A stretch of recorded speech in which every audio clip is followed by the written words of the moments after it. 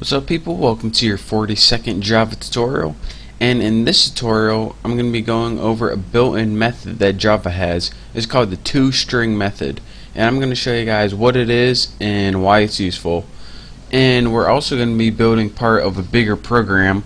This is probably going to be a two-part tutorial, so pay attention and it's going to be sweet. So the first thing that we're going to need to do is get three variables, and they're all going to be private, and they're going to be month, day, and year. So private int month, and just go ahead and copy and paste that. Take advantage of our laziness.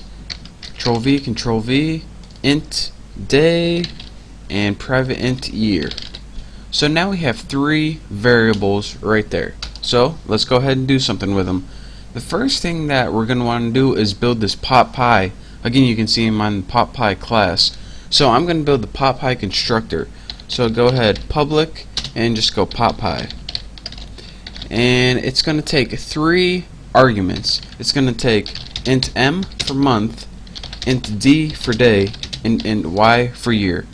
Again, you can name these anything you want, not important.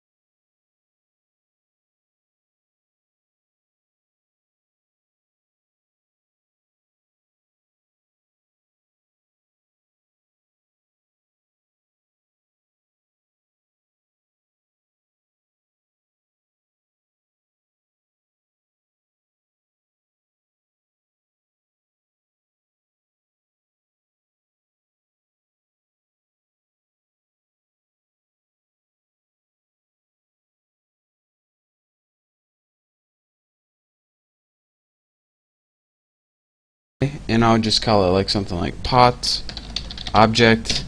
That pot object is not important. You can name whatever. New PopPy. And I know I should have like proper months and days and years, but I should have 4, 5, 6. 6 seems like a good year. A long time ago. So now that we go ahead and create this object, we should get a nice little string at the end if I didn't mess anything up.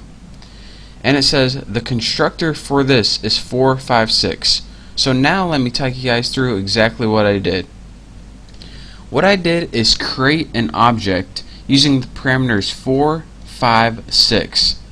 So let's go ahead and look what happened when I created that object. It said, alright, since the first thing I'm going to do is this constructor, I'm going to pass the parameters 4, 5, and 6. And for month was equal to 4, day was equal to 5, and year was equal to 6. What the constructor also did is say, alright, every time I create an object, I want you to print out this string. But we had in the string variable, instead of an actual string, we had a reference to an object. And anytime you reference an object and it needs something in the string format, it looks to this method right here. What this method says is anytime you need a string representation of this object, you look to me. I'm toString, I'm built in Java, that's what I'm for. So that's why it outputted this right here. The constructor for this is 456. This is where that format 456 comes from right here. And in the next tutorial, if this seems kind of confusing, I'll show you guys a useful way why toString is actually used, and not only, you know, it might be a little confusing to understand. I mean, this is just an example, it doesn't really do anything, but in the next tutorial I'll show you guys like one example where we would actually need it and use it. But for now, hopefully you get the main idea. Again, the key points is the probably two things you're going to be confused upon is this, I mean what's highlighted right now. Anytime you use that keyword, this, it's a reference to the current object. So it's going to say, alright, just reference the current object. So it implies that it needs a string. So since it needs a string, it says, alright, I need a string here. It says, oh, I see, that's why it gave me this toString method. So anytime I need a string, I know where to look. So, makes sense. And if it doesn't, it will in the next tutorial. But for now, thank you guys for watching. Hopefully you understand the basics of a toString method, and don't forget to name it toString. That's very important.